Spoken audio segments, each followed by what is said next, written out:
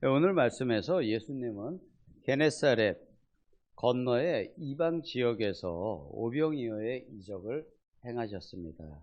그리고는 제자들을 먼저 배로 갈릴리 바다를 건너서 게네사렛으로 가게 하시고는 혼자 남으셔서 산에서 아버지 하나님과의 교제의 시간을 가지셨습니다.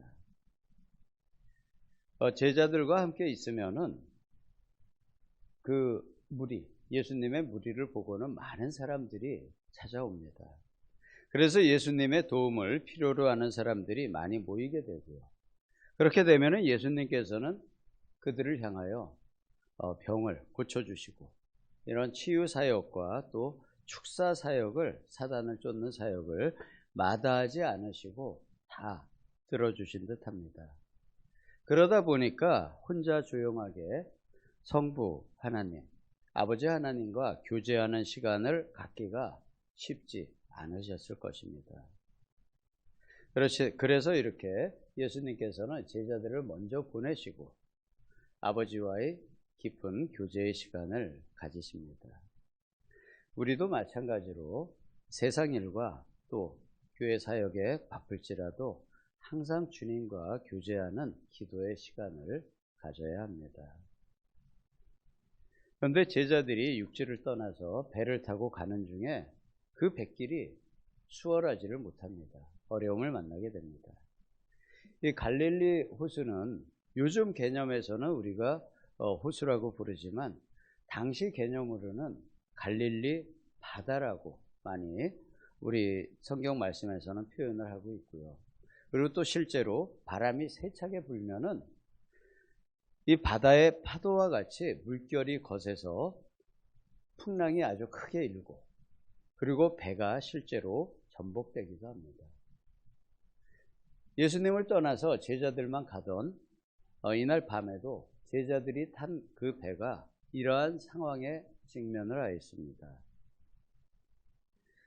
그 세차게 부는 바람을 보시고는 제자들이 걱정되는 예수님께서 또 다른 이적을 행하셔서 바다 위를 걸어서, 즉 물 위를 걸어서 제자들을 찾아가십니다. 빈들에서 먹을 것이 없었던 수천 또는 수만의 백성들에게 예수님은 5개의 보리떡과 2마리의 생선으로 그 많은 사람들을 배불리 먹을 수 있도록 이적을 베풀어 주셨습니다. 그때 그 백성들은 주님과 함께 있었기 때문에 그 이적, 기적의 빵과 물고기를 먹을 수가 있었습니다. 이렇게 위기의 순간에 예수님과 함께하게 되면 기적을 체험할 수 있습니다. 이 제자들도 예수님과 항상 함께 있을 때는 어려운 일이 생겨도 예수님이 항상 해결을 해 주셨지만 예수님과 떨어진 상황에서 위기를 만나자 대처 방법이 없습니다. 하지만 하나님 그리고 또 예수님이 베푸시는 기적은 이렇게 위기의 순간에 나타나고 경험하게 됩니다. 위기가 없으면 이적은 찾아오지 않습니다. 예수님께서 친히 바다 위를 걸어서 위기에 처한 이 제자들을 찾아 나타나셨습니다. 새벽이 되어가는 아주 깊은 밤에 바다 위를 걸어오는 예수님을 보고는 배 위에 있는 사람들이 모두 놀라서 유령인 줄 알고 두려워합니다. 예수님께서 자신임을 나다, 두려워하지 말라 이렇게 밝히셨지만 배 위에 있던 사람들이 100% 신뢰하지를 못합니다. 두렵기 때문에. 이는 상식적으로 당연한 일일 수도 있습니다. 사람이 물 위를 걸어올 수는 없기 때문이죠. 이에 베드로가 예수님에 대한 믿음으로 한 가지 제안을 합니다.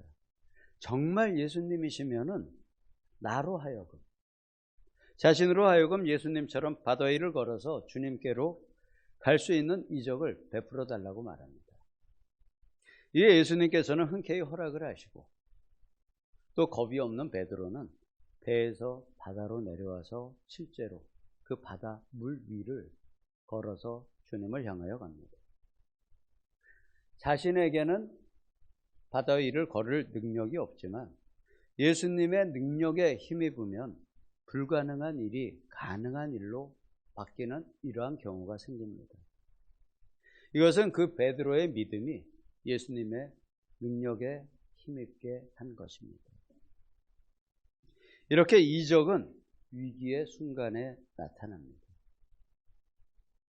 즉 위기가 없으면 이적도 없죠. 왜냐하면 이적의 필요가 없기 때문입니다. 나에게는 그 문제를 해결할 능력이 없을지라도 주님께서 허락하시고 또 주님이 함께 하시면은 우리도 이적의 주인공이 언제든지 될 수가 있습니다. 물 위를 걸어가던 베드로는 바람과 파도를 보고는 겁을 먹고 두려움으로 바다에 빠집니다.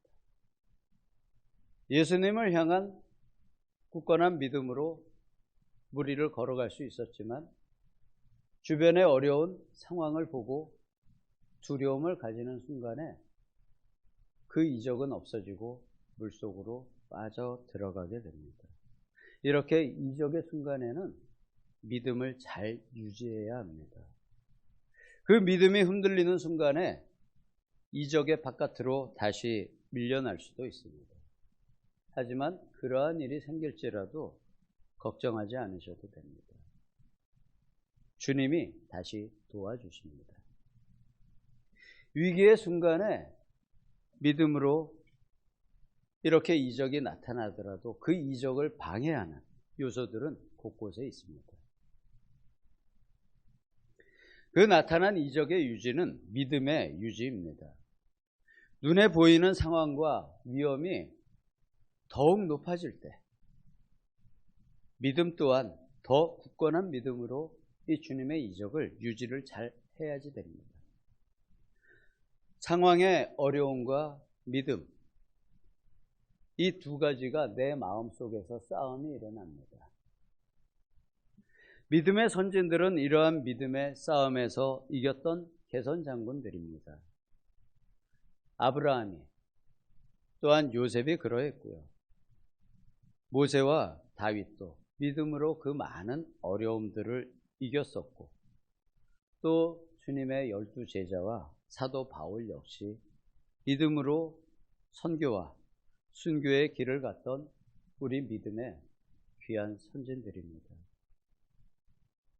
그리고 그들의 순교에까지 이르는 믿음이 복음을 이렇게 아시아, 한국으로 가지고 왔고 다시 이제는 아시아를 통하여 예루살렘으로 향하여 가고 있습니다. 로마서 9장 11장까지의 말씀을 보게 되면은 이 복음이 다시 유대인에게로 돌아가게 됩니다. 그리고 유대인에게 다시 그 복음이 그들의 마음에 이르렀을 때 그때가 바로 마지막이라고 사도 바울께서는 말씀을 하고 있습니다. 이렇게 주님과 동행을 하게 되면은 빈들에서도 오병이어의 이적이 일어나고요. 바다에 빠져도 주님께서 건져주십니다.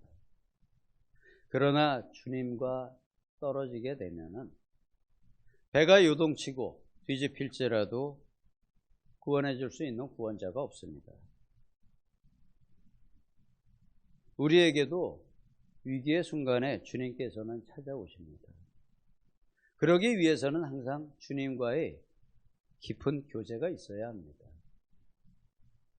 우리도 주님과 매 순간 동행하기 위해서 주님과 교제 나누시는 시간을 쉬지 않고 가져야 합니다. 이렇게 주님의 제자들에게는 위기의 순간에 기적이 일어나게 되고요. 또 순탄할 때는 아버지 하나님과 그리고 또 주님과 함께하는 축복 속에서 살아갑니다. 이러한 주님의 이적을 경험한 적이 만약에 없으신 성도님이 계시다면은 그 성도님께서는 항상 주님의 축복 안에서 살아오신 것입니다. 이적이 없었으면 위기가 없었음을 뜻하는 것이죠. 그러나 위기가 올지라도 주님께서 바다 위를 걸어서 오시더라도 우리를 찾아오십니다. 그래서 우리를 위기에서 건져주시고 다시 우리를 축복의 상태로 회복하여 주십니다. 그러나 이러한 이적과 축복을 누리기 위해서는 주님과의 동행을 잊지 않아야 합니다. 주님과 함께 해야지 되는 것이죠. 항상 기뻐하고 또 쉬지 않고 기도하시며 모든 일에 감사하심으로 주님과 항상 동행을 이루시는 우리 성도님들 되시기를 살아계신 예수님의 이름으로 축원합니다. 아멘. 네, 제가 기도로 마무리하겠습니다.